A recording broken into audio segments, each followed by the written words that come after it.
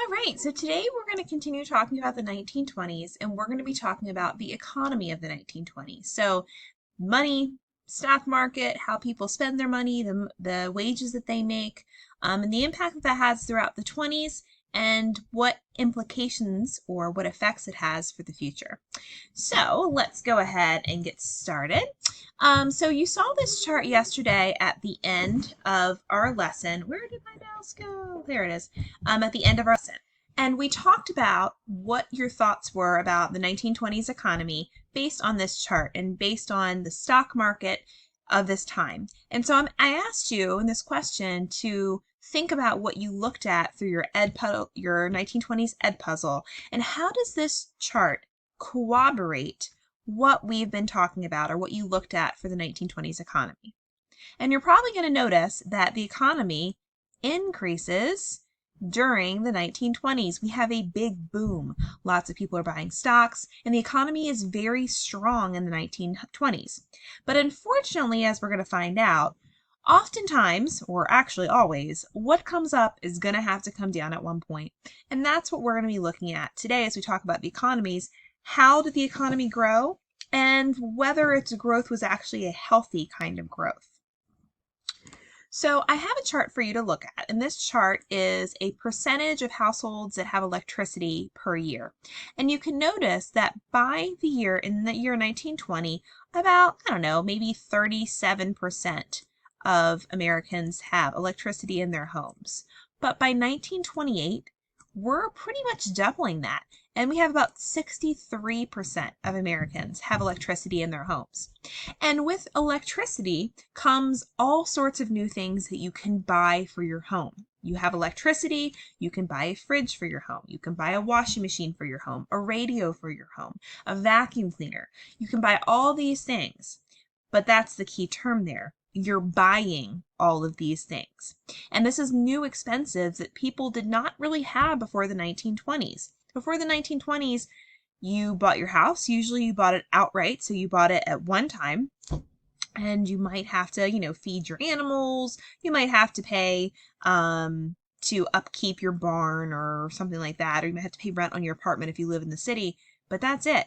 But now all of a sudden people have to pay a monthly electricity bill. They're buying all these things on credit, which means they have to pay it a little bit each month. And they kind of get into a situation where they don't know if they're able to pay back all of that money.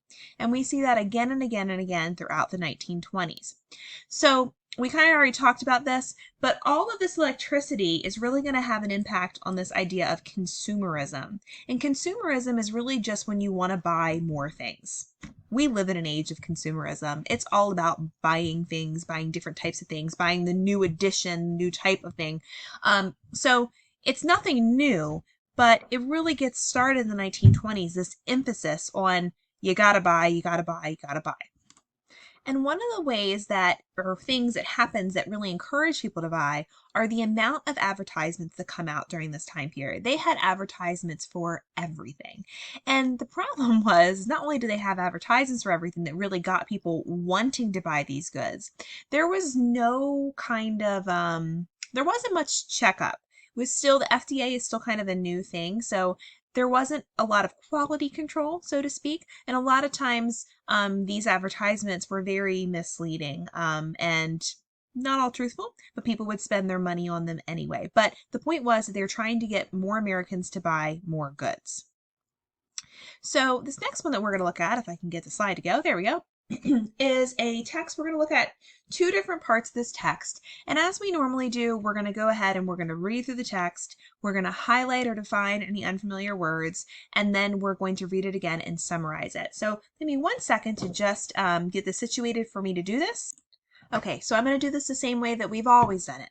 First, we look at the source, and we notice that this is coming from 1912. So this is going to be an example of a primary source. It comes from the time period. We're using this source to help us answer the question, what are the impacts of consumer culture on the 1920s? So we're looking at consumer culture, which is the idea of buying things, buying lots of things, and we're trying to see what impact that has on the economy. So we're going to read the text and we're going to highlight unfamiliar words.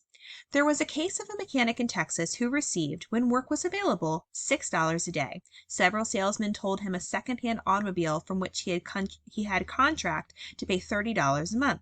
He also bought a piano, a gold watch, a baby carriage, and a diamond ring for an equal monthly sum. The sum total of his monthly installments came to more than his total monthly wages, provided he worked every day, which he didn't.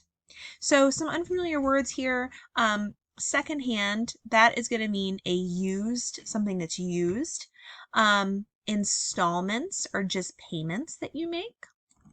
So I'm going to go ahead and this is so much easier if I could just do it with my hands. Used.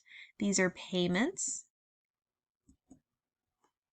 And of course, wages, I'll highlight that in a second. Wages is the money you make. So how much money you make in a week. All right, so let's go back and reread it and find what is important that's going to help us answer that question. There was a case of a mechanic in Texas who received, when work was available, $6 a day. Several salesmen sold him a used automobile for which he had a contract to pay $30 a month. He also bought a piano, a gold watch, a baby carriage, and a diamond ring for an equal monthly sum. The sum total of his monthly payments came more than his total monthly wages or money that he made, provided he worked every day, which he didn't. So some important parts in here are that we have this guy, a mechanic in Texas, who made $6 a day. And then he has a contract to pay $30 a month. And then he has another contract that he has to pay another $30 a month. So that's $60 a month. I think we should write that over here because that's kind of a lot. $60 a month. And he was supposed to, he really only made, $6 a day. Can't really do math, but if he worked 4 days a week, that's $24. So let's round up 25. So maybe he made $100 a month, but he didn't quite work every day. And so that's a problem. So, and that's still a large chunk of how much money. Remember, he still also has to buy food, other things, gas for the car, electricity, maybe he has to pay rent on his house. So that's a lot of money. So the key point here is, for our summary, is that this guy is an example of somebody who has more credit out, owes more money than he has.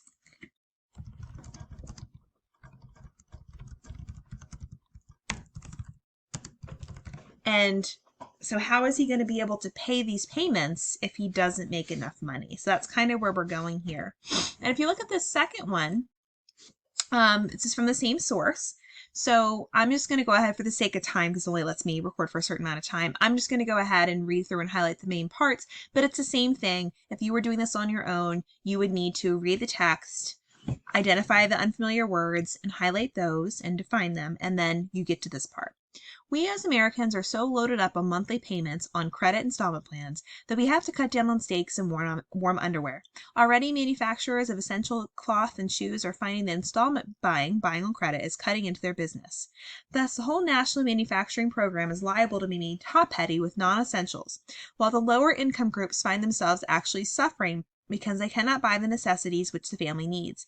In this vicious cycle, there is the possible of a very ugly day of reckoning. If installment of non-essentials continues to grow as it has been growing, it is difficult to predict anything but disaster. So he's saying right here that Americans are, I want to highlight, thank you. Americans, oh my goodness, highlight for me now. There we go. Are so loaded up with monthly payments for buy on credit that they can't even afford to make their payments. And it even says here, in this vicious cycle, there's a possible very ugly day reckoning. If buying credit of non-essentials continues to grow as it has been growing, it is difficult to predict anything but disaster. So the takeaway from this, or the summary, is that buying on credit, with so many Americans buy on credit and not, let me fix this.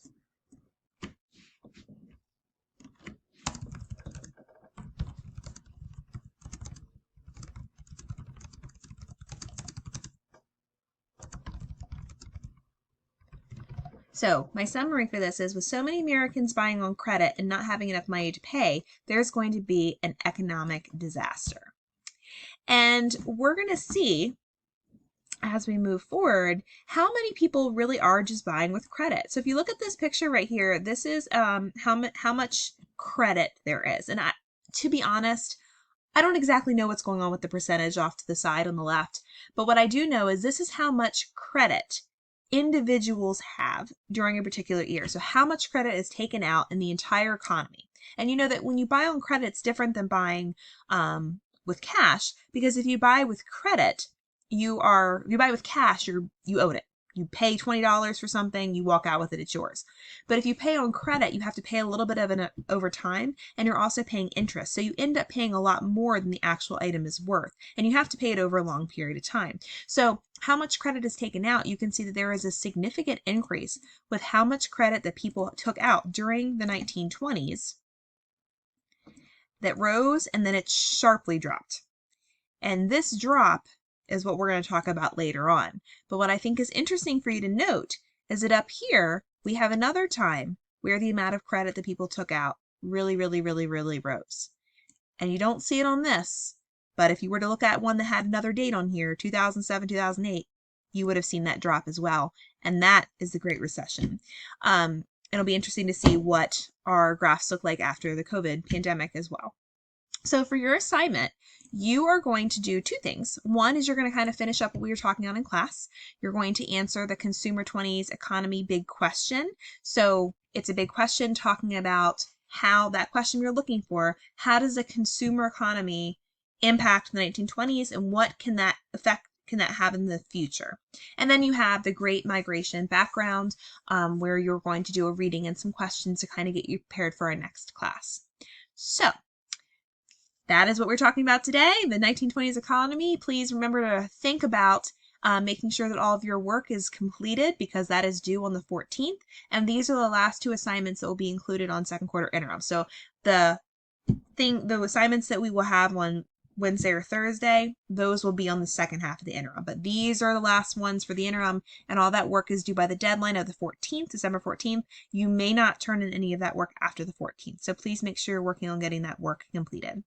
If you have any questions, let me know. Otherwise, I will see you next time when we are starting to talk about the Great Migration and the Harlem Renaissance.